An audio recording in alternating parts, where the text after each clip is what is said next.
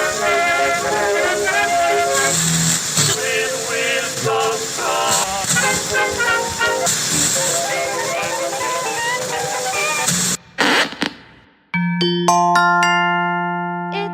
Katie Rose, straight up with a twist. What's up, humans? This is Katie Rose, straight up with a twist. Welcome to the show. So I got to finally go on what I considered a dream trip to the West Coast of the U.S. And it was a long time that I had been wanting to do this, and things kept interfering, like my infertility, like the fires, and of course saving money and making sure that I did enough research so that I would have a good time, and I wasn't blindsided, which kind of happened anyways. So this trip is to Napa Valley. So I actually enjoy listening to podcasts, which is what brought me to making a podcast of my own. And I was like, let me look into Napa. So I kept typing in Napa, what to do in Napa, what first timers, beginners, if you've never been, what are the best things to do? What's the most affordable? Should I take a limo? Is doing the air balloon worth it? Things like that. So I did, and I'm talking like weeks of research. My husband's not really a wine drinker. So it was important to me to find places that had good food pairings so that at least he was like, well, at least the food was good, rather than just going for the wine. And then to find places that would offer a glass instead of forcing you to do the tour or the tasting, and whatnot. So this took a long time. And here's what's sad about it is I even, went to the world of social media and made a post and was like, who's been, what's your advice? It doesn't matter. I mean, maybe the advice saying that they liked the venue itself. But a lot of these venues have changed, even just in as little as the past 2 years, because of the fires, and just wanting to remodel. And it's not exactly the way that it used to be. There are new rules. You must make a reservation. And if you show up, which I will get into further detail about, but if you do show up, then they will just book a reservation like when you walk in the door. So I didn't know that you could do that. Of course, I did that at the risk of showing up and them turning me away. But some of the venues were like, yeah, that's fine. Some I even called when I was sitting outside the gate and they said, no, you can't come in. So it has gotten very strict. And this is because of the new laws. Most of the venues, they can't even have weddings on their property anymore. Could you imagine investing all this money into a vineyard, and yeah, they're making money off their wine, of course, distribution. But just not being able to, what if someone had told you that you couldn't throw a party at your house, and yes, you need permits for all these things and they'd be happy to do that. But now there are new rules, especially after COVID, on how many people you're allowed to have. And it used to be in the old days, and there are elderly people that come back to Napa or that don't live too far, and they show up and they're turned away, and they're like, oh, it used to be I could just bring a picnic, and it used to be I could just buy a bottle and sit out and enjoy the view. And now they are cutting all of these things, which in turn gets passed on to the consumer. And then anybody coming to enjoy Napa, maybe for the first time like me, is now paying exorbitant amounts of money just for 4 glasses of wine. It is absolutely insane. And they're not even full glasses. Some of the places, thank God, they're picking up on it. They'll give you a full glass of wine. So it's not just a 2-ounce pour. You're going to get a good 4-ounce pour. But I wanted to discuss the vineyards that I went to, my experience, what I thought going into it, and then what it ended up being. Was I more pleased with the outcome, or was I disappointed? How I felt about each one, what places I think I wouldn't say that there's anywhere to avoid, but if you're on a budget, things to do and what to expect out of your first time to Napa, like it was for me. And understanding that you should put aside, I would say at least $3,000 for this trip. And you know what? Hey, if you can feel like you're in Italy without paying the, $1,000 plane ticket to go to Italy or something, then go ahead and splurge on the fancy place in Napa. And a lot of this trip too made me actually come back home and say, what can I do in my own hometown that is about the same experience, but 10 times more affordable. So that's kind of what stepping outside and traveling does for me is says, what's around me? There's probably amazing things around me and experiences that I don't even know about that, like when you're on vacation, your brain is like, well, it's vacation. I'll spend the money. And then I'm like, wait a minute. Do I have something like this back home? Let me look into that. So I'm going to talk about those options as well. So before we went off to our Napa trip, I wanted to go to my hometown, my birthplace, which was San Francisco. And I wanted to visit literally the hospital where I was born, come to find out that it was turned into the Letterman Digital Art Center, which I thought was just so fitting because it's such a nerdy thing because they've got the fountain there with Yoda because Lucasfilms funded it. And my husband is a super nerd, and if it wasn't for him, I'd know nothing about Star Wars and Star Trek. So I just thought, how fitting is this? So we walked around that area. We didn't get to go to the Palace of Fine Arts, but we did drive by it.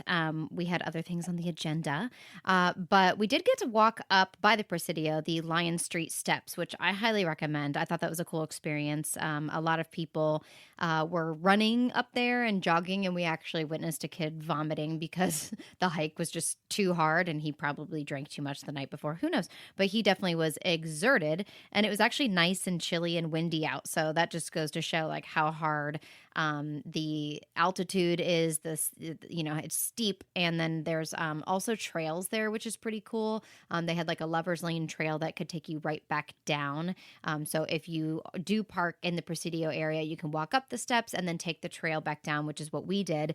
And it's lined with eucalyptus trees, which is super cool. Like I wish I could you could put that smell in a bottle if you buy some essential oils or get some spray. But it was such a beautiful day, and it just smelled wonderful. And I was actually very impressed by the amount of different species, of plants. It was just a very cool. I'm like, oh, look at this pine tree. Like we just kept taking pictures of plants, like, as if we were these botanists that were just so interested in everything that we saw. So we walked around there for a little bit, grabbed like a Starbucks, which by the way, oh my God, Starbucks is such a waste of money. My husband like got an iced latte and drank it in 2 seconds. He's like, there was no latte in here. He's like, it was mostly ice. And I'm like, yeah, like it was such a waste of money. Anyways, I don't want to get into that. People spend 15 grand a year on Starbucks. I don't do that. When we first got there, I will tell you, just as a travel person, I've had a lot of different experiences. I did like that, like Hertz, when you rent a car, that they could like leave the keys in the car, and if you're part of their program, you can just go pick up the car. Ubers, they're convenient, but they can start adding up after a while, and you're like, maybe I should have just rented a car. Our best experience, we did it in Hawaii as well, was Turo. So if you don't know about Turo, it's another app, and it's literally the same as Airbnb except for with cars. So a lot of times you will get charged extra for leaving the car at the airport. So check those things out. Or you could just take like a $5 to $10 Uber to a location and pick up the car at that location. Or a lot of these airports will have shuttles that will take you to off airport locations as well. Ours was great, and the keys were just sitting there and in the car unlocked, or they're usually like outside hidden somewhere, whatever.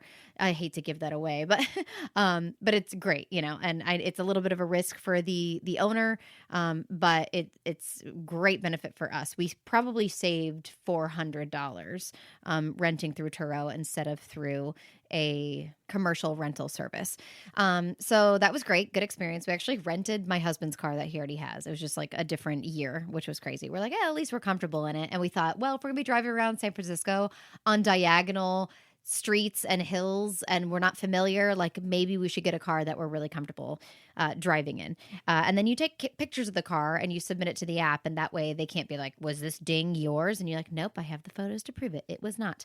Parking in San Francisco is extremely expensive. When we got to the hotel, we stayed at the Zeppelin Hotel, which is cute and artistic. It was like Grateful Dead themed, and our room was really small. The only thing that was disappointing was that the bed was a full and not a queen.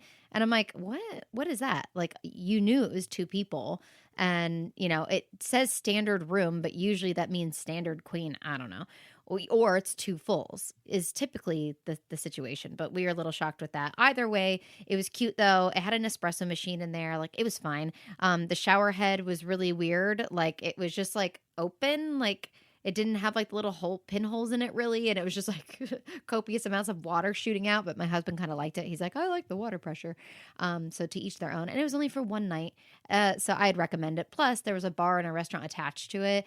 They did have like a coffee bar in the morning, but it was terrible coffee. I spent like $7 on it and it was not good. So I don't know. The coffee situation was not good until we like went down to the square, like Ghirardelli Square. Parking. So the hotel like didn't provide parking. We're like, what? And some other hotels like they had their own parking lots, but it was upwards 45 to 65 for a day. And at that point we had to make a choice because it's one of those lots. It's like once you get your ticket and you come out, you're going to be charged either for a few hours or for the whole day. And we're like, fine, let's just park the car for the whole night and then we'll take an Uber to dinner tonight. So that's what we did. And we parked at the Mason O'Farrell garage, which was around the corner. And it was fine. It was safer. We actually called another hotel to ask their recommendation. Because at first I was like, I'll just park at this hotel's parking. I don't care. We'll pay anybody as long as it's like a safe garage. And he's like, here's the best one. And it was $38 for the night. Everywhere else was more than that. But one fun thing that I looked up to do in San Francisco, the whole I Left My Heart in San Francisco, which was the song by Tony Bennett. And then he had a heart. And San Francisco started making all of these artistic hearts. Like art is a huge thing in San Francisco. So there's all these like giant hearts around the town, and they're painted differently by different artists, and dedicated to different people. And there's like little plaques on each one. So I thought it'd be fun if we did like a little hunt. Like I love a good scavenger hunt, and there's actually an app, and it's easy. You can just Google like where do I find the hearts in San Francisco, and there's a specific app, and it shows you like street maps and like where the hearts are located all around San Francisco. So I thought that was pretty cool. There's like over 40 of them, so you could definitely have a ball with this. Now we only got to see 7, I believe, obviously because we were only one day in San Francisco and we had other plans, but it was really cool to kind of walk around. And then they had one for May the 4th be with you. So they actually had one that had Yoda on it, and we got to take a picture with that. I thought that was super cute. And then, of course, we had to do Lombard Street. I did not drive it, but I was very happy to videotape it. And they definitely maintain it. Like, it looks pristine. And you could tell that they redo the pavers or the bricks on the ground, like, every so often, because so many people drive down it. And we're trying to figure out, like, do people actually live? Are there residents in these homes? Like, how annoying would that be if there's just tourists outside your house all day, every day? So, and I will say, we went the first week of May. And I would highly recommend going that week. I don't know, like what kismet, or I just picked the right time. I don't know. It was perfect weather. It actually heated up as the longer that we stayed. So it was nice. We got like the beginning chill into like warmer weather through the rest of the week. And there was hardly anybody there in San Francisco and in Napa. So it was lovely. We didn't feel like there was too many people or that we were waiting on anything for too long. So I highly recommend May to go to San Francisco or Napa. And then we actually drove by very quickly because it just happened to be on the way. And that's one thing in San Francisco is everything in San Francisco is closer than you think it is. You're like, how maps, it's just weird. You're like, oh, I got to go all the way across the Golden Gate Bridge and then to Sausalito. And then you like get off the bridge, you're like, oh, Sausalito's right there. So Coastline's only 10 minutes. Great. Let's go that way. I really enjoyed that. And then was another reason why I was like, maybe a car is better. Because imagine like adding up all those Ubers just to go a few minutes down the road. We ate at Chinatown Live, China Live, which was really cool. They're Michelin star, and they had this crazy pork belly and just like interesting flavors, interesting drinks. And it's also like that the eating portion of it downstairs is very like kind of cafeteria like, but all different styles of tables, but it seats over 200 people. So, and the chefs are like right there, like preparing the food in front of you, and the food is just great. And they're just they got it down. Like it's rotate. Like if you order something, it's going to get to you in 5 minutes. Like they're just constantly pushing out this food. Then they have their 8 tables experience, which is upstairs. And that's more of like a private expensive meal, which I actually thought it was priced appropriately for what it was. We almost did that one, but I already had an idea for like other experiences. And I was like, maybe we'll save that for another time. Let's go try their food first downstairs, see if we enjoy that. And they nailed it. So of course I would love to go back and try their 8 tables experience. And that's more of like exclusive dining, and more hidden. I believe it was on the 4th level. Also on the 4th level was the cold drinks bar, which took us a second to find. I kind of wish I would have found something that said follow the bats. Like we saw these bats on the wall. We're like, why are there bats on the wall? And then there was this one door that had like a little bat on it. And we were like, I don't remember. It's called Cold Drinks Bar. So what's with the bat? So we like walked around for a little bit, accidentally walked into 8 tables, turned back around. And then I was like, let's just try this door. And we open it up and we're like, oh, okay, yes, this is it. It's a very cool experience. They had like a Batman poster on the wall. So there must be something with the bats. I did not look into that. But the drinks were incredible, handcrafted cocktails, that whole, if you like the handcrafted cocktail, this is definitely the place to go for that. And they had food too, but we had just eaten. But we really enjoyed it. We had this, Mohican drink that had mezcal in it. And then my husband had this more sweet banana-y, like banana flavor. And it was called the Always Survivor. And then, of course, we always have to get the old fashioned. This was called the Sometimes Old Fashioned. That was at $19, and it had Peking or Peking duck fat wash in it. I know people say it differently, but that was kind of the cool difference to it. It also had black pepper and mushroom and Gosta bitters in it. It was very interesting. And if you want to see pictures of any of these things, I have a Yelp account, and it's just my name, Katie Rose. And then I also have my Instagram, and it's called Where Katie Eats, Katie. So Where Katie Eats. And I always post all of my food and my journeys and my drinks on there. We also, of course, had to go down to the Presidio, and everybody always talks about the Presidio and how great it is. But man, if you want to see one of the most beautiful views in the world, go there. And I that's a big statement to make. Maybe I should say in America, the world has a lot of beautiful views, especially like way bigger mountaintops. It's just panoramic, and it's rare when you get a panoramic view like that, unless you're on top of a mountain. And you're on the bay, and it's just everywhere you look. And I just kept saying that, and so then I had to joke, and I made a YouTube video, and you can see that on my YouTube channel at Katie Rose Straight Up, and that has my entire trip as well. But I just had to keep plugging in that "Everywhere You Look" music from Full House, because I just kept saying "everywhere you look," and I was like, everywhere. It's just funny. But so I kind of like plugged that in there as a joke. I'm sure it got muted. But isn't there like a rule you can like play something for at least 6 seconds, but after 6 seconds, then it's copyright? I don't know. I think there's a rule like that out there, hopefully. Otherwise, they can mute it, and it'll just be awkward for a moment. But yeah, just truly oh God, it was just so gorgeous. And everybody was out there like pristine gardens and just having picnics. And they had these big chairs you could sit in. And it was just very nice, Adirondack chairs. And they had a place to eat, and they had little fruit stands. It was just lovely, absolutely lovely. So I highly recommend going there. And of course, we drove by the Full House house, and I jumped out and took a picture really quickly. Just, what inspired it basically. So our San Francisco trip was a hit. also at the Presidio, they now have a Disney museum.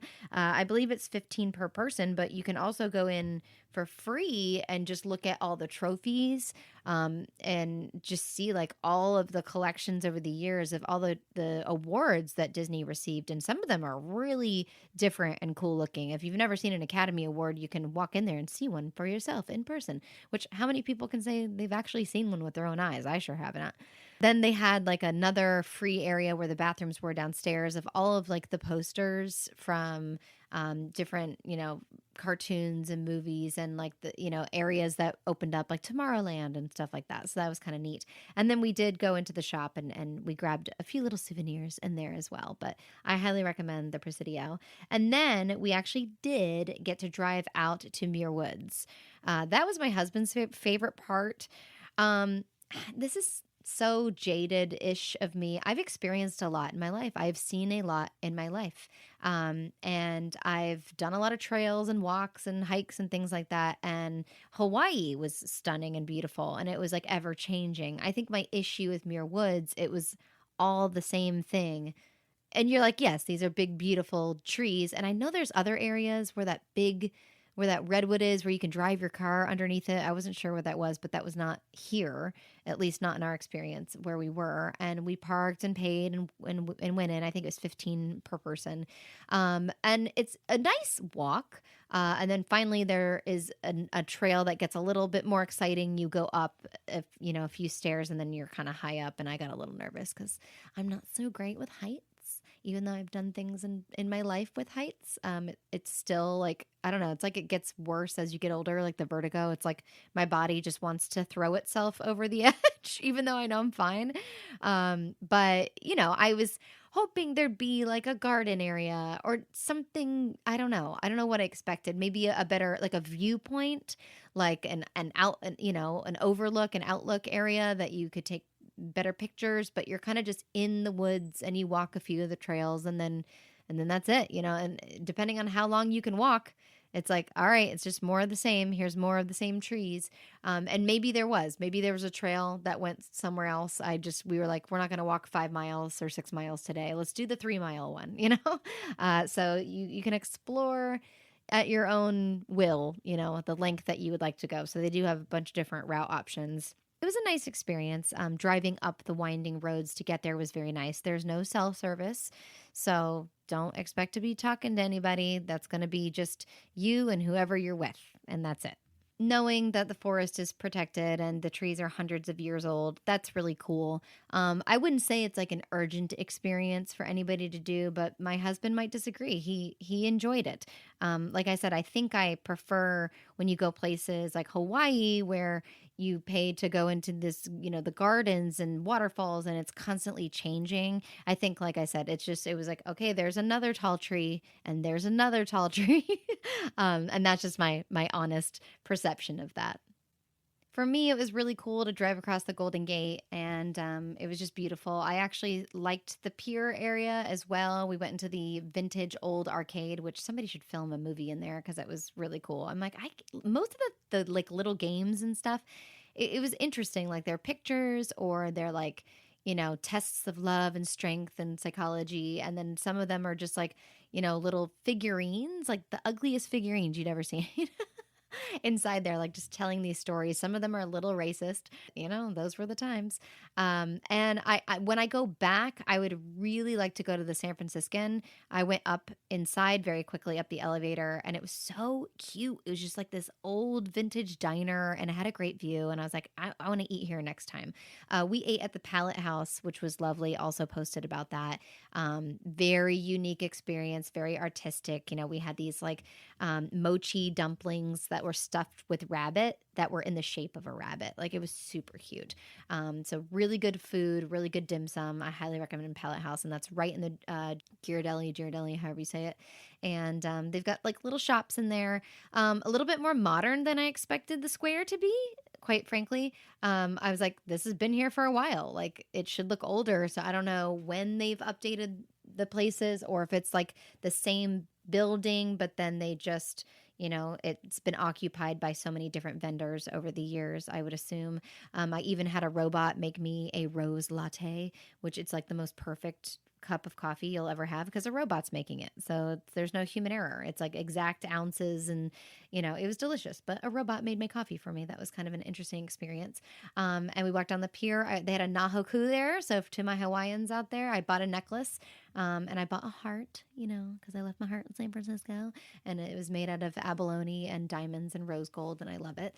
So it was a wonderful purchase. And then we saw the sea lions, and they were very active, and there were a lot of them. And in fact, they were on the news because apparently it was like the most sea lions they'd seen in over 20 years or something like that. And I was like, oh, cool. Well, I'm glad we're here.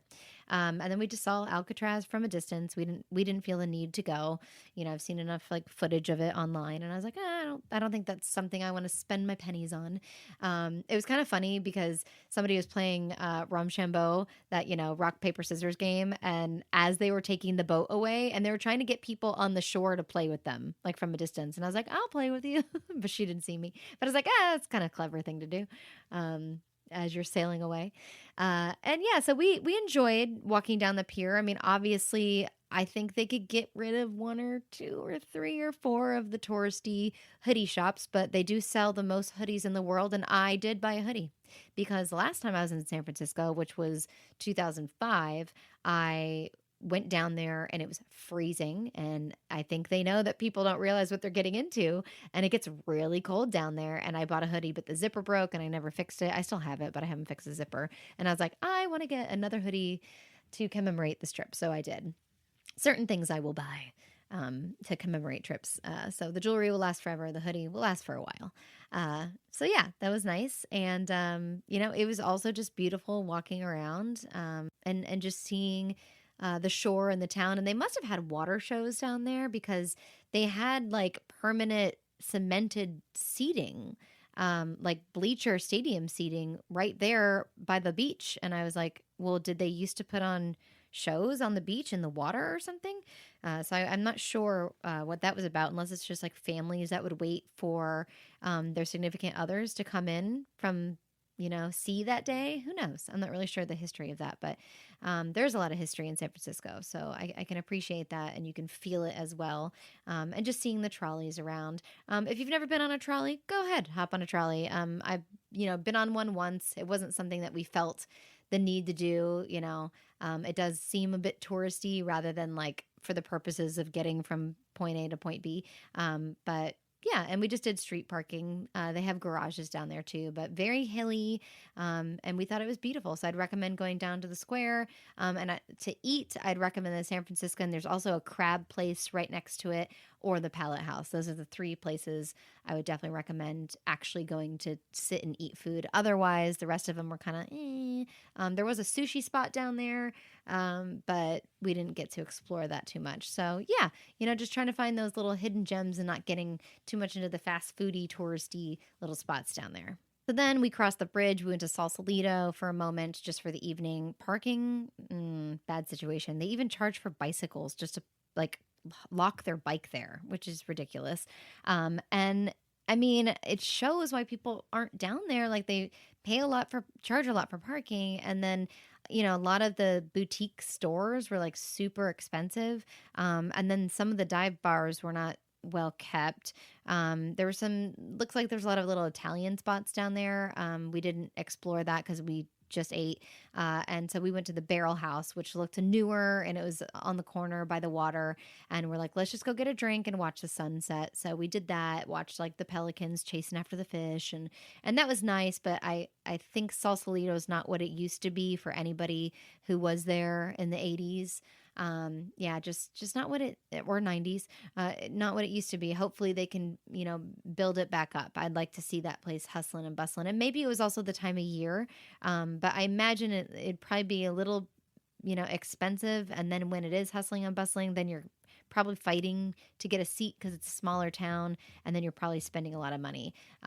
So yeah, I mean, maybe in a few years it'll get better. So off we went to Napa. We went at night, so we couldn't see any of the beauty of the hills or the vineyards driving in. It was just dark, and not a lot of street lights. You are kind of just getting into the valley there. And we stayed at the Vino Bello.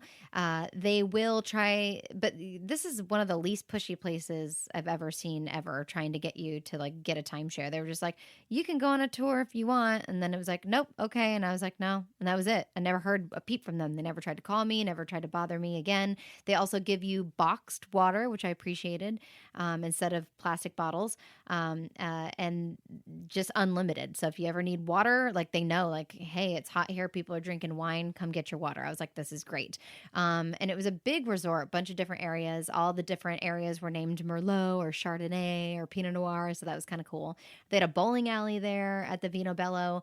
Our accommodations were really nice. We had a bottle of wine waiting for us in our room with glasses. Like, they had a garden bathtub. Like, we really enjoyed it, and it was affordable, guys. I am telling you, I think it was $750 for the week for 5 days. I was like, heck yeah! Like everywhere else I found was very expensive. And there's a bunch of different areas when you're there that you'll discover. One area that we found was super cute, but their things were very expensive to stay at. So I would say just visit it. But Yountsville also had the best macarons I've ever had in my life. They had coffee. It was called Madeline's Macarons in Yountsville. And right next to it is a cute, like, park your car, go there. They had a little rose garden there, and it was the most beautiful little rose garden. We walked through it and took pictures with our coffee and our macarons. It was just a lovely little area. So I would definitely recommend, just if you're going to hop into Yountsville real quick, go do that. There are a couple wineries in there too. So if you want to like stop there for a couple hours, I'd recommend Yountsville. It was the cutest little town. I really, really liked that. So we loved our accommodations. Now, first impression, I was like, whoa, this is way more modern than I thought. I was expecting like vintage Napa. These vineyards have been around for years. Now, the further north you get, the more of that you get. So we started kind of like in the heart of Napa and then migrated north. And then I was so surprised that downtown Napa also was so modern. Of course, if you like hop a couple streets over, like there's certain areas that you're like, oh, now I could see where this is like the older area. But I was very surprised at how modern everything was. I was like, oh, I feel like I'm in the city, like a modern town. I thought it was going to be just, a little bit more homey and rustic and vintage, old, and have a little bit more history to it, like seeing exposed brick more, but it wasn't a lot of that. I was a little surprised. You can park and walk downtown Napa. Walking's not too bad. If you're used to New York, this will be nothing for you. So we went to the Oxbow Market, which also was super modern. I was expecting it to be more like the Canadian markets. Like when you hear of these like massive markets, I just pictured it to be more like this underground experience, like a lot of other places are where I've been to markets. Even the markets in New York, are more vintage looking than this experience. And you can get some stuff in there. They had an oyster bar in the back. I was mad that when we went there, it wasn't open. I was like, I really wanted to get some oysters in here. So definitely look at the times. A lot of places are, especially downtown Napa, it's mostly a Thursday, Friday, Saturday place, but not for the vineyard. So maybe you want to swap that. You want to do downtown Napa Thursday, Friday, Saturdays, so that you can go to the places that are actually open, or if they more so will open in the evenings. So we went on a Monday, and there just was like hardly anything going on down there, and it was hard to find places that were even open yet. We did go to Jam Cellar. That was our very first stop to getting wine, besides the wine that was provided in our rooms. And Jam Cellar was cool. And of course, she's like, there's no music until the weekend. I'm like, and they have an experience, which is so interesting, guys. Like, you start reading the description of these vineyards and like what they offer for their wine tastings. One of them is like, and the lady at our hotel tried to pitch it to us, and I was like, oh, come on. And I like laughed at her. I was like, really? I was like, do you hear yourself right now? She's like, they export bags of chips. And with each glass of wine, you have a different chip. It's not even like a bowl of chips. It's like a chip. You have one potato chip per glass of wine that you have. And it's like $100. You're like, what are you talking about? Like, it might have been 150, honestly. And it's like a 4 glasses of wine paired with a chip. Like, just, I was like, I'm not doing that. Sorry. Like, that just sounds absurd. I'm sure the chip tastes good. Sure. We all like chips, salty and sweet with the wine. Like, whatever, we get it. But come on, like, how are people getting away with that, you know? And I'll talk about the prices in a minute, but Jam Cellars has an experience where, and this is all like the placebo effect, or, you know, you just have to be one of those people that's open to like hypnotism type of a thing, but they pair wine with music and say that your wine will taste different with each song that you listen to. I don't know. I mean, that's really pushing it, but hey, you know what? Make it your own thing, and people will have a good time regardless. Who doesn't like drinking with music, right? But Jam Cellars, they had a Chardonnay that I tried. It was okay. It wasn't bad. I'm more of a buttery Chardonnay person, and I couldn't believe that's one of the more rare things to find out in Napa. So there was not a lot of buttery shards, not a lot of Malbecs or Shirazes either, which is what I like. You know, they're huge. They're very well known for their cabs out there. Finding something for me that I particularly love, that was difficult. And honestly, after a while, you can kind of get sick of wine. I know that sounds crazy, but that's why they want you to like spread it out, and they want the tastings to be a little bit longer. But if you are looking to switch it up and maybe have a cocktail, there are some places. Our favorite place that we found in downtown Napa was called the Arboretum. So kind of like arboretum, you know, it is filled with trees and greenery, and they made these wonderful craft cocktails. And honestly, I felt like I was drinking like a health smoothie. They were very different and very delicious. So I'd highly recommend going there. Also, for a cocktail, I'd recommend going to the Fink. Yeah, Fink, and it's kind of like you walk into like a ship, you know, and it's like you know, on the poop deck or whatever, and it's very like, you know, old school, which is kind of what I was like looking for, something that was a little bit more, it'll take you back in time type of a thing, and they had live music there too, so I'd really recommend the Fink, and then next to that was probably one of our favorite places that we ate actually the whole time, but it was the Bounty Hunter Wine Bar and Smoke and Barbecue. And that food was delicious. You'd not think that they had their barbecue down in Napa, but this place certainly did. And they serve their food with like a side of chips instead of fries. So keep that in mind. I was like, do you guys have fries? And a lot of places didn't have fries for some reason. They kind of like blamed it on the fires and stuff and, you know, code. But they also have whiskey. So if you're like, I'm tired of wine for the day, let's have something else. They had a ton of options for bourbon and whiskey. And before you go on a trip, like try to like go to each like place online and see if they have any coupons. Like we found that this Lavendi wine place had like walk in and you'll have a free rosé. You know, certain days they do different things. But also like they want your business. So sometimes just walking in and being like, "Hi, what can you offer me?" Or just like if the only thing you know you want is a glass, just ask. You know, walk in and be like, do you guys serve by the glass? Can I just buy a glass? Because oftentimes they'll be like, yeah, I mean, no one's in here. Sure. Like, I'll take your money, you know, rather than having to set up a full wine tasting. So I think it just depends on if it's busy or if it's not, but they still will have to go in their system and like be like, you made a reservation. You know, their whole reservation thing is kind of nuts. But yeah, I'd say just walk around downtown and just kind of like everything's close by. So you can just be like, I don't want to go in there. But maybe we can try going in here and just checking little spots out. But keep in mind that it's a little bit better, more hustly and bustly during the evening.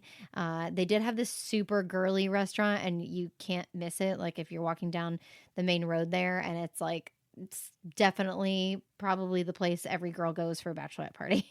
It's like so decorated. It's like pink and white and roses and a swing with a neon sign that you can take a picture next to. So they have a couple little kitschy places like that. And then also down there for dinner one night, we went to the Kitchen Door, and their food was very good. It was like a very farm to table, regular like looking restaurant. Their fries were really good. They were very crispy and just made well. We had the regular fries and we had the sweet potato fries. And of course, I post all my food on my Instagram or my Yelp, like I said. So if you really want to see it, but I recommend that their food was really good, really good. And they had some good wine and beer choices as well. And keep in mind, I was staying away because the wine tastings were so expensive. I was staying away from going to the expensive restaurants. So these places were also affordable and in our budget. They do have super fancy fans. So if you want to go to the French Laundry, which you have to I think you have to make a reservation like 2 or 3 months in advance or something, but it's like $350 per person. Um, you can do that if you want to. But that's what I mean is I was like, wait, I could do that experience for $350 per person. Or when we get home, why don't we look into experiences like this? And we actually found this great sushi place called Sushi Saint. And we went there downtown Orlando, and it was our own little private experience. And we had this amazing sushi. So if you ever watch any of those Food Network channels and you're like, oh, I want this type of experience, you can find it. You can find it in your hometown probably. And for half the price of instead of going to those crazy expensive places like Napa. So we basically decided we'll splurge on the tastings, but not on the food. And then there's also a place called Goose and Gander that's expensive if you wanted to check that out. Those are the two that I was looking at that I was like, well, if we feel like spending the money. And then we were like, no, we're good. Across the bridge downtown there as well is where you can pick up your Napa train ride if you wanted to do that. I looked into it, and as a person who lived on a train, I was like, do I really want to do this experience? It's not like it'll be fresh and new for me. And if I'm going to do a train experience like that, do I just want it to be to take me a few couple miles down the road to go to a winery that I could just drive to? I'm sure doing the limo with a big group of people is probably a good time. So I'm not saying to be against that, and definitely, practice safe driving. Don't be too drunk. But I think that's why the wine tastings are so long, so that you can actually not be drunk in between going from winery to winery. I will say, I think you can fit 3 wineries in a day. Some people online were saying only 2, but I'm like, no, yeah, I think you can fit in 3, especially with the reservations and if you go at a slow time of year. But yeah, 2 or 3, and unless there's somewhere else you want to go and explore. We went to Muir Woods and walked around that area. So we did that one of the days. And that's a little far out. You might want to make that part of your San Francisco trip and not your Napa trip. But Oxbow Market had some good coffee in there. They had some chocolates. They actually have a caviar and bubbles area. So I'd say to go to the Oxbow Public Market, park your car, and then you can kind of walk around from there because there's easy access to parking there. And then there's the Model Bakery. And they're known for their baked goods. And we went in there and got some cookies. They were really good. You can just smell the bread. It's amazing. And I don't know, I've done a lot in my life, so maybe you'd want to do the Napa train if you've never done it before. They've got different themed cars that you can pay for if you want to do it. But it's a slow moving train, and then they'll take you to the wineries. So it could be something fun for the day. I'm not saying it's bad. We just didn't feel like we were missing out. We took a picture next to the train, and I was like, hey, what's up? Also next to the Oxbow is CIA, which is the Culinary Institute of America. So they have a couple of things there. They've got their Grove restaurant, and they have a lunchbox at Copia. They have a wine bar, and then they do have this Haven Cocktail Lounge, and that's where we were trying to go to, but it was not open at the time, so that was a little frustrating. They do have this cool thing that's called the 3D dining experience. I've seen mixed reviews, though. Some people said that the music in there was too loud, but it's kind of this art thing. They serve your food in different, a suitcase or something, and then they project art onto your table in front of you. So you get music with the art and, different, it's a full culinary experience. I think they've been tweaking it. So I would say check back on that one, because that could be something cool and unique to do on your vacation. Okay, finally. So on to the wineries. Where are we going? What places should we see? I'm going to tell you the places that I researched and chose and was very, very happy with my choices. We even threw one in there that I wasn't sure that we were actually going to be able to do. And then we ended up getting a free sample of wine and getting to walk around for free. And I was like, that's all I really want to do. It's kind of like the concept of when you go to Vegas and everyone's like, your first Vegas trip, you need to just walk around and look at the hotels. Get it out of your system, look at all of them. They're all friggin' amazing. And then you can be like, cool, I saw everything. And then experience each little thing in each hotel, throughout your trip. So I kind of felt like that. I was like, I don't need to have a full wine tasting. I just want to have a glass and walk around and look at your vineyard and, pick the ones that you're really intrigued about to learn about the wines. But, I hate to say, but like a tour is a tour is a tour. I know that some of them offer really completely different experiences. They've got caves there, but how many giant stainless steel tanks can you stare at? And then all the vineyards are like, yep, there's some grapes, there's some vineyards after a while. So I wanted to pick the ones that I thought would be unique and different and special and budget friendly because there are some super duper expensive ones, nickel and nickel, far niente. There are some that I've seen wine tastings that were $700. I'm like, what? What? Is it the Fountain of Youth wine? Like, how could you possibly charge that much? And who's paying for that? Like, that's absolute insanity. I found like the average cost, first of all, the cheapest one we could find was $40, maybe 35, but 40. Average price was about 65 to 100, and then all the rest were over $100 per person. It really was like, are you kidding me? And you can like look at reviews or other podcasts that you can listen to, and it just doesn't hold up to today. They'll be like, oh yeah, I went to this winery and it was $15 or $25, and you just walk in and you just do this. It's different now. I even have friends that went as early as like 3 years ago. I'm like, it's different now. I'm like, sorry, like post-pandemic, everything changed. And I'm hoping that in the future, especially with inflation, that things go back down. But just know that you'll be spending a pretty penny. Now, if you go to Sonoma, it is more affordable. So I think I'm going to go back with my girlfriends and do Sonoma so that we can all afford it and nobody's breaking the bank. So I've got to recommend Visa Tui. I think this was my favorite vineyard that we went to, especially just because, and it wasn't even like up on a hill or anything like that. And it was just the grounds. The grounds themselves were so beautiful. I could totally see weddings happening here.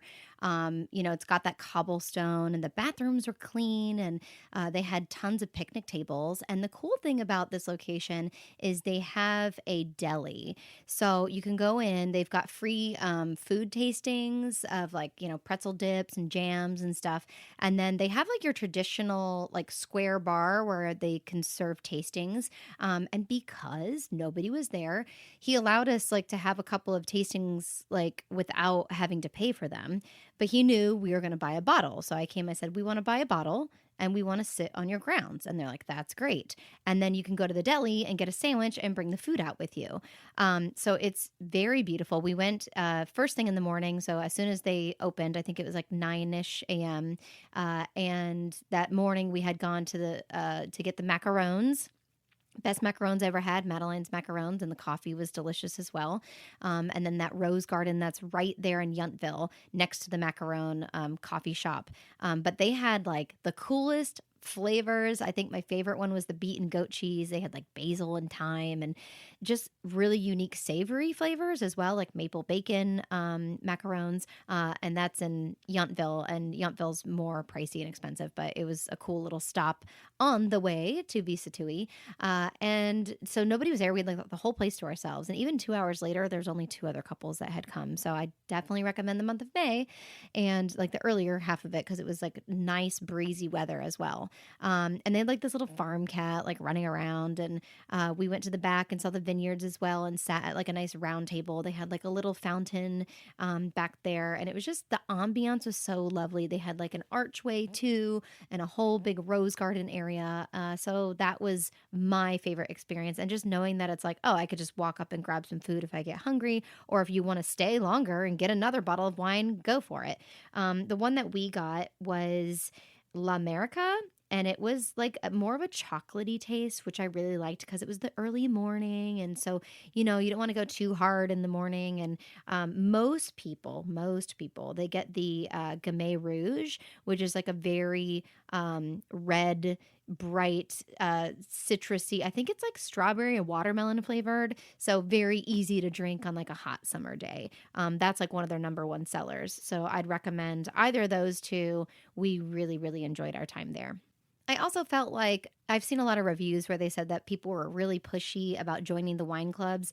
And I think because it was slow season, we didn't get a lot of that. Of course, at the end of every tour, they're going to like ask you, or you're going to go into their shop and they're going to try to get you to, buy more wines. But I wish there was just like one big giant wine club and then you get discounts if you're a member to every single winery. But they're not all created equal. So like you have to like really look into which ones are associated. You know, they have these things called like the Napa Valley wine passes, but those, I don't even know if those, I think when I looked into it, they don't really exist the way that they used to anymore. They have something called the Priority Wine Pass now, but these are all different companies that like have come together. And then of course, then you're feeling like you're forced to pick the places off those passes. So if you're more adventurous like me and you're like, well, I wanted to go look at this place, or you drive by a place you want to hop in, you might have paid for the pass and then you're not going to get your money out of it because you're just going to random places anyways. So I didn't opt into the wine pass. I do think that it can save you money. I think it's only 45 per person. So I think it can save you money if you go to the places that they recommend. But I also found like showing up at the places, sometimes they'll just give you like a good deal, or like I said, a glass of wine, and not feeling forced into what they have cookie cut for you. Next up, we went to Boashen Gardens, and it was so exciting for me. Like, this was like one of the biggest planned places I've been wanting to go to for years, but they have a daughter named Katie Rose. And so they had a wine named Katie Rose. And I really wish I could have bought like so many bottles, but we decided like, hey, instead of like shipping's like so expensive, let's just shove a few in our suitcase. So we made sure to have extra room in our suitcase, and we just like bundled it up in our clothes, and it was fine. So we took 3 bottles home of the Katie Rose Rosé. And when we were there, we got to taste it first, and then they poured us a glass. I bought the 3 bottles. They held them there for me. And then we just got to walk around their rose gardens and see the landscape. And that's kind of like the prettiest part of the whole, to me, winery tour. Now, they do have tours where you can go into their caves, but we had already chosen to go to Schramsberg, and they are one of the older, like been around for like I think the late 1800s, so really long time. And so we wanted to go to more authentic. A lot of these newer vineyards, they build the caves so they look cool, and it's like, cool, I'm in a cave, but it's like going to Disney World and being inside of a cave. It's not like, oh, look, you can see the friggin' cobwebs on the ceiling here and all the axe marks from the original miners down here and stuff like that. So Schramsberg was a cool experience. I think that was my husband's favorite vineyard. Also, if it's really hot outside, you're in a cave, so it's nice and cool down there. So you're not going to be, suffering outside in the heat on any kind of like vineyard tour or something like that. I also planned these in order. So starting south of Napa and then moving north and then hitting one more winery on the way back, so that it doesn't feel like we're just in the car driving for, 35 minutes to get up north. It's just like, stopping along the way. So it's really good to map out what your day is going to be like. But I would say you could fit 3 wineries in a day for sure. So that's kind of what happened. So we went to the Madeleine's Macarons, had some coffee, and then we went to Visa Tui, and then went to Boashen, and they were so friendly and so lovely. Got some bottles there. And then Schramsberg, we stopped at. And right after that, we were actually able to go to this cool little spot called Tank's Garage. And it's just right off like the main road there by a gas station. And it's like a vintage old looking gas station. And so they have this like vintage pump that you could take a picture with.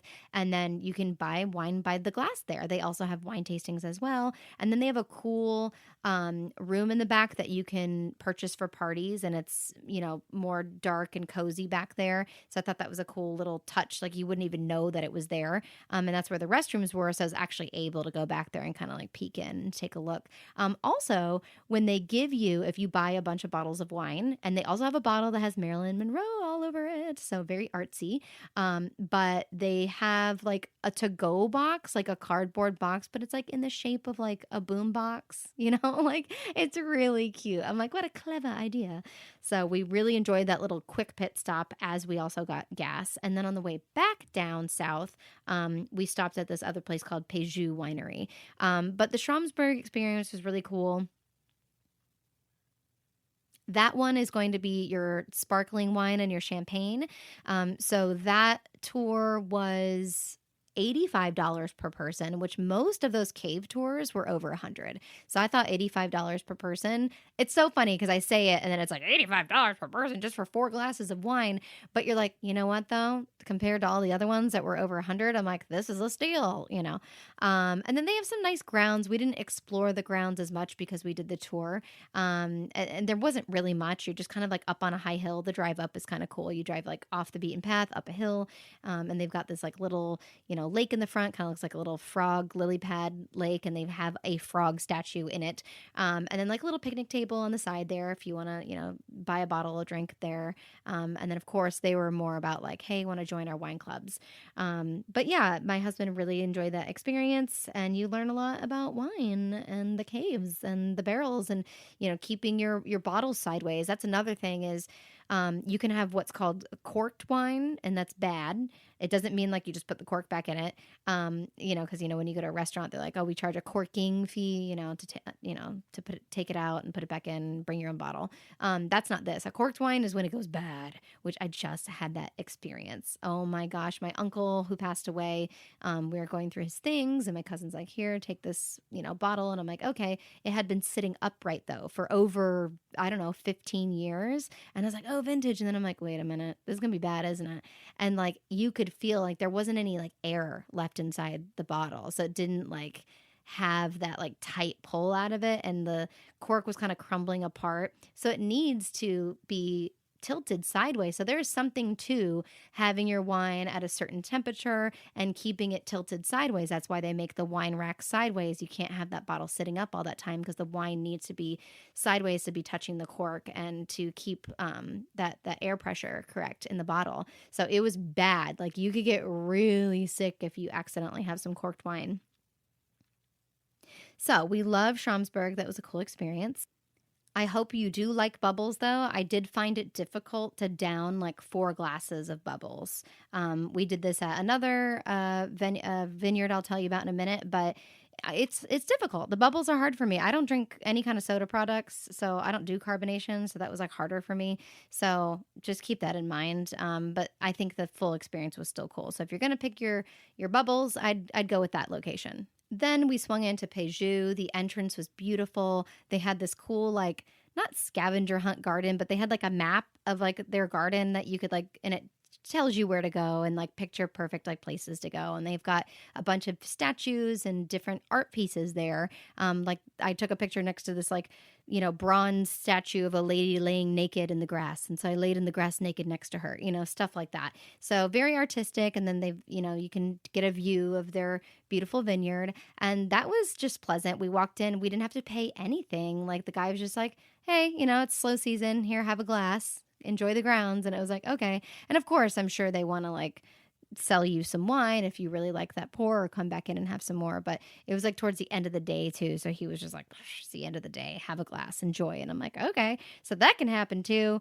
So going last minute we found is kind of cool because they're trying to get like their last few dollars in. And if you're cool with it and you just want to do like a quick, it's not about the hour and a half experience and then, 60 to 90 minute tours, then that can be fun. And you still get to see a location, enjoy a glass of wine on your trip. Okay, so then the next day, we enjoyed the jacuzzi. I wanted to at least, I'm like, let's go in the jacuzzi. I'm like, let's do that. I enjoyed my garden bathtub and my bathroom as well. But we went to Domaine Carneros. So it's French. It's looked very Italian, actually. Like they had the wrought iron and stuff like that. But that was also bubbles. But we did have food. Once again, I found it difficult to have bubbles with the food, and having 4 bubbles in a row. I was like, oh, my tummy, but they had more, the pairing of food wasn't just a potato chip, like they had significant, portions, not like a full bun, but, like when you have like sliders, it was like a slider sized, thing, and then a piece of fish. And so it was more substantial than what you'd get at other locations. It was super windy that day. So we actually had to stay under this like tent. So at least they have a contingency for that situation. So, but we enjoyed our pairings. We thought it was good. The education of the pairings was great. So our server was wonderful, our host, and so we learned a lot. We didn't end up buying a bottle because we're not huge sparkling wine drinkers, one. And two, we couldn't put too many bottles in our suitcase and we weren't going to ship anything. But we did like the grounds. They were doing some construction on the inside. I did get to go inside and kind of peek around, but I didn't get to see the entire indoor building. But it basically looks like a giant mansion on top of a hill with really nice, beautiful, long steps in the front of it with some, mazy looking gardens. It is picturesque, but still wasn't my favorite though. I kind of felt like it was a little commercially, and maybe it was just the time because not everything was accessible. But overall, I would say that was a good experience. That was $95 or $99 per person for that experience. So 4 glasses of champagne, and there might have been one extra, and then 4 or 5 bites to go with it. And then I have to brag about Arteza, Artesa, and I definitely started getting pretty drunk at the end of that. I was like, oh, a little tipsy here. But talk about the views. I mean, 360, that was the highest point we had gone on our trip. So you are up on a mountaintop and it's very modern looking. It looks like you're walking into a Guggenheim building, and when you go inside, everything is very white and clean and pristine. And then they have this beautiful balcony, and if it's not a foggy day, you can actually see San Francisco from there. So I would highly, highly recommend that one. Some great photo opportunities there, and the tasting was great as well. I believe that one was a $40 reservation, and then you pay on top of that. I didn't like that it was like you have to spend this much no matter what, and then here's the menu to pay on top of it. I'm like, just be transparent. Just tell me, what the price is, and I should just be able to pick it online, and just go for it. Maybe that option was there, but I remember them saying that. They're like, oh, plus the $40 that you already paid. I'm like, oh, right. Okay. So I'm like, oh, great. It's more money than I even expected. But that was okay. That was just the tasting, and the wine was okay. Now, you can also email these vineyards. They're pretty good at getting back to you. But there was this one experience I really wanted to do at Raymond Vineyards, where you can make your own wine, bottle it, and label it. That's $175 per person.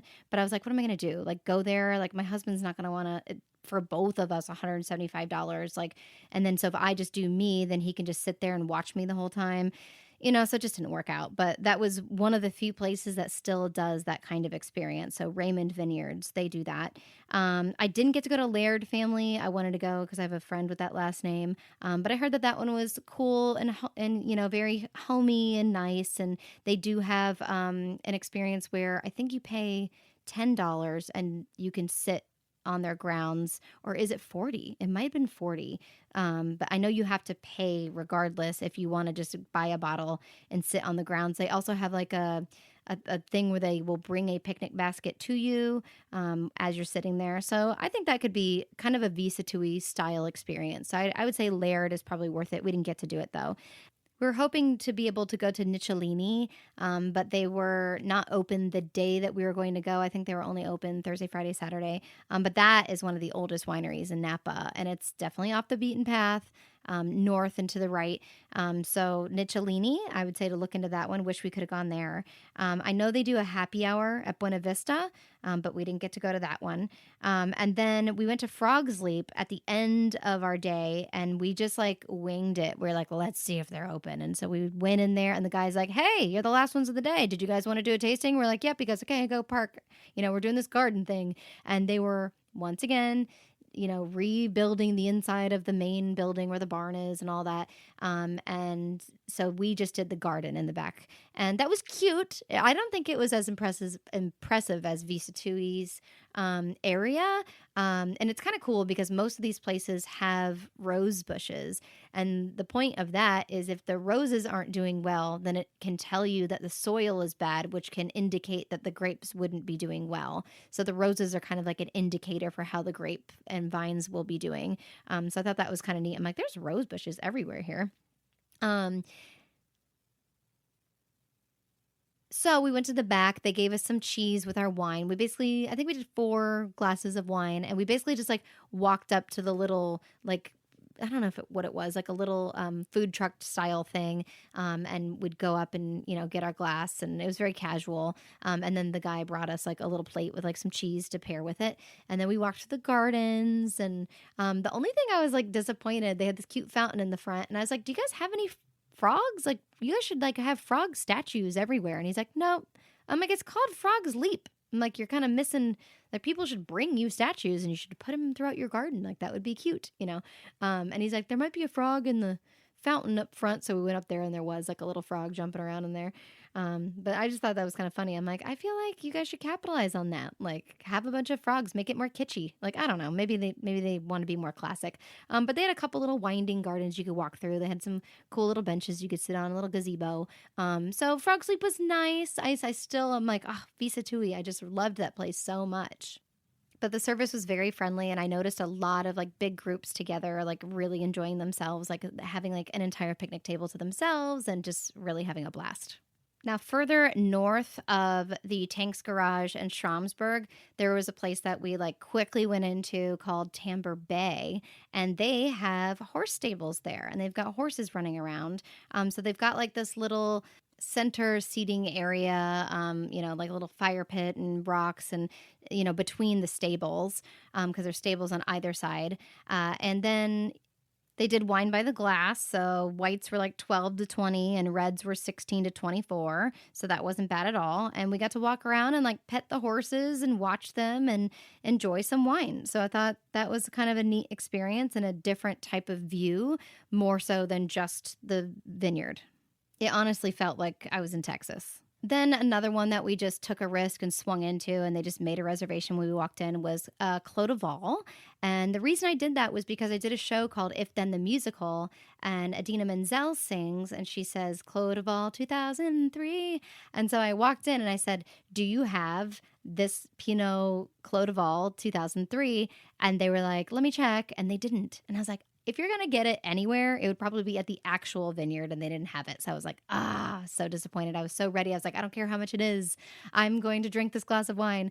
But they also had affordable options, between 13 and 20 bucks. And so we had a glass, and then she told us like, hey, go outside. You can explore the grounds. They had a cool little, a hammock swing in the back, and that was like a rocked area. And then they had their gardens, and they had this really long water fountain, and like these birds and the bees and the flowers and the tree. Everybody's buzzing around, and they had like a nice patio furniture to sit on, and just beautiful views of the mountains there too. So we really enjoyed just the landscaping. I thought the landscaping was beautiful at Clos de Vol, and the inside of it was very, I don't know how to explain it. It was very mid-century modern, I guess, but like also rustic. It was very, very nice. So we enjoyed that. So I thought we did a lot on our trip. We packed a lot in there without ever one day we never felt hungover, ever, not once. Now, as far as the hot air ballooning, we looked into it, and my goodness, I went hot air ballooning, I don't know, 12 years ago or something, maybe longer. And I think it was 125 per person. This one was like 275 per person. Like, prices have just gone up. But you hear different stories. Sometimes if it's too windy, the balloons won't go up, and then you've wasted the whole morning, and you're up early, or you get picked up at 5 a.m. and you go out there, and then you take off at like, 6:30 in the morning. But if you stay near like Washington Street in Yountville, then you can see the hot air balloons in the early morning if you wake up, or if you have a hotel there, because that's where like the inflation area happens. So they were telling me that. They're like, hey, yeah, if you just want to come watch, you can come watch us take off. And then that could be a pretty morning thing to do. So maybe you consider, spending the extra money, staying closer to that town in Yountville, and then getting to see the hot air balloons every morning. At least that would be a pretty sight to see. But we opted out. It was a bit expensive. Okay, so I'm going to try to rapid fire going to this. Now, Calistoga is where they're famous for their like hot springs, but I was hoping that there'd be like a natural hot spring that I could go to, because when I was in Steamboat Springs, Colorado, we went to Strawberry Park, and if you ever go there, you got to go to Strawberry Park. It was one of the coolest experiences I've ever had. There's 3 different big hot springs, and it was snowing at the same time. Just beautiful photos. That was a different trip. But Calistoga, they've got like the spas and the hotels up there, and then laying a mud bath. I just was like, It was one of those things again where I'm like, I've kind of done those things before, and I feel like it gets hyped up. I prefer more the nature experiences. I was hoping there'd be something there that was more like I could just, go to a park for $10 and then use the springs as I want to freely, but they didn't have that. If you want to go see the little old faithful geyser, you can, but it's kind of touristy and scammy, and it literally looks like the opening to like a little tiny theme park, and then they charge you, and then you go in and hope that this thing goes off. So I would say skip that one. But some other places to note, there is a place in downtown that's called Acumen, and the creator of Zoom is at that winery. So maybe you can meet him or hear about him. Other places that were on my list that I didn't get to go were Roots Run Deep, St. Clair Brewery, Krupp Brothers, Mayacamas, the Napa Yard, John Anthony Tasting Lounge. Didn't get to do that one. Prime Cellars was on my list. Other vineyards, Bennett Lane, that is in the Calistoga. They've got great views apparently there, and it's $35 for 4 glasses. And then Envy, which is just like more modern, but that one is by the Old Faithful, and it's $35 for a tasting there. So once again, it's like the further north and closer that you get to wrapping around to Sonoma, it can get a little bit cheaper. And then Rumbauer, they can do by the glass. You can bring food. If you have something last minute and you want to go, you can call their number. But I think they also had $25 tastings, which I'm like, what?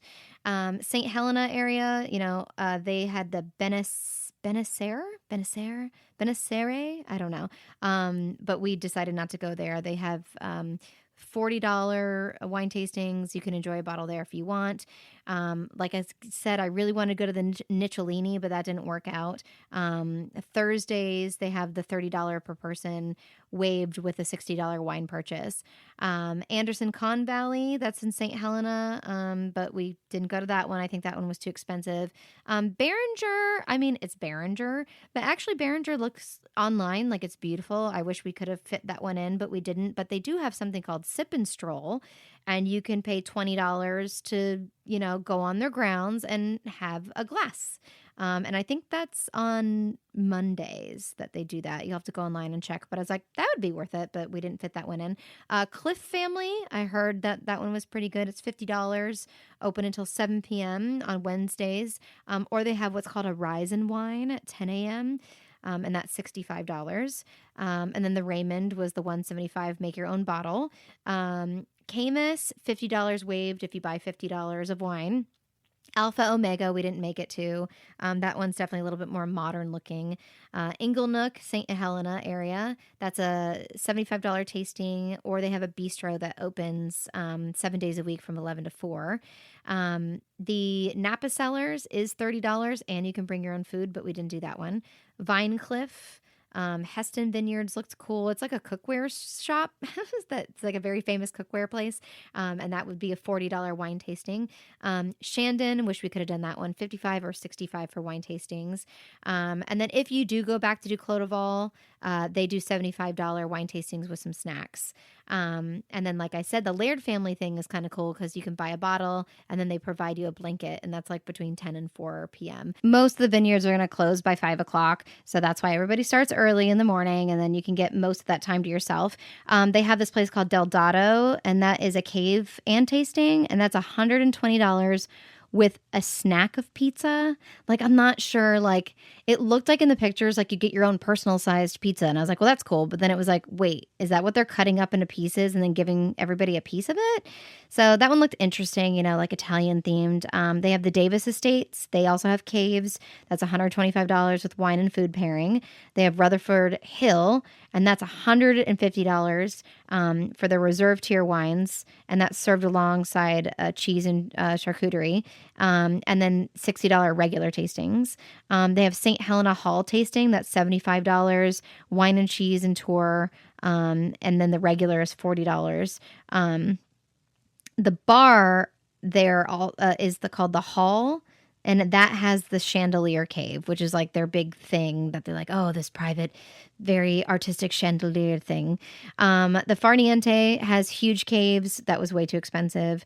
And then I looked at B Cellars. It's Oakville Trek I wrote, and that was $150. Some places we didn't get to go to that I wrote down for food was La Luna, and that's Mexican. Red Rock and Backdoor. Clement's Italian, which is a to-go place. Flippy's Pizza, if you're in a pizza mood.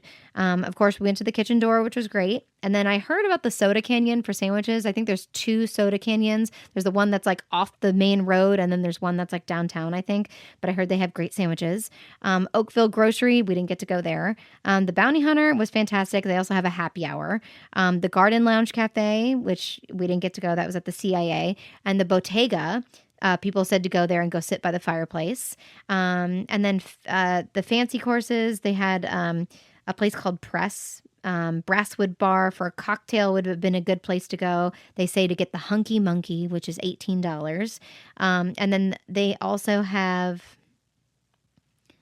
At the Brasswood Bar, they do like $155 with small bites, and that's like a sensory tasting. And they also have like a sommelier cave tour that's $155, or $185 for 4-course lunch and dinner. And it can go up and up and up. Bistro Don Giovanni, the hot air balloons are across from that area too, and that's just like a regular Italian restaurant, which I would have liked to have done that as well. I think I wrote Coquetta Napa Valley. I'm not sure which one that was. But yeah, we had such a blast. And, Yelp is like my go-to for things because of the photos.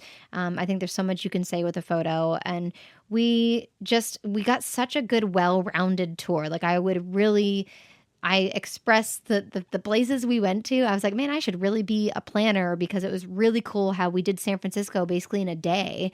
And we did so much, and everything was so close together, but we felt like we were there way longer. And then we went to Muir Woods and Sausalito, and then did so much in Napa. So I don't feel like I missed out, because I had like a well-balanced, like I had the modern, I had horses, I had caves, I had gardens, I had roses. It was like just a nice mixture of getting to experience Napa. But it's just hilly. It's you're not like too high up in the mountains or anything. It was beautiful, but like I said, it was more modern than I expected. It would be interesting. I'd like to go on another trip and do Sonoma and check out Sonoma, and I could come back here and tell you about that area. So maybe that's something I'll do and go back to. But for now, I actually donated to underprivileged children, and to trying to learn. And I won, it's like one of those auctions, and I won a wine party. So I'm hosting a wine party, in lieu of Napa, basically, and just bringing it back to home. And I'm going to share my Katie Rose wine with my friends, a few friends, and have some friends over. And Tim's Wine and Windermere is going to host this party and give us some samples and enjoy a nice day drinking party. So that'll be nice. So yeah, we had such a great time. I can't wait to go back. Like, honestly, it's California. It's so weird. It feels mystical and magical in my body, but like I was born in San Francisco, and like I really feel like I was supposed to be there. And maybe sometime in my future I will be. I don't know. I just feel at home when I'm there. And that state, the weather too is just so much better than Florida's. It's not like ridiculous humidity. I mean, it gets hot, but it's really cool because it's such a long state. So, up north, by the bay, you can get so much colder weather, and then go down south, and yeah, it feels like Florida, it feels like the desert because it's so close to Vegas. But I just really enjoyed my trip. I can't wait to go back to California, and maybe try Catalina Island and just talk about my adventures. So thank you guys so much for listening. This has been Katie Rose, served straight up with a twist. If you haven't already, please hit that subscribe button and let a friend know about the show. And if you're really feeling generous, rate it 5 stars. I also love having guests on my show, so if there's a topic that you want to chat about, contact me on my Facebook page at Katie Rose, straight up with a twist, or now you can directly text me straight from the episode in the details section. Just click on the link provided. Thanks so much for joining, and tune in week to week with some more Katie Rose, straight up with a twist.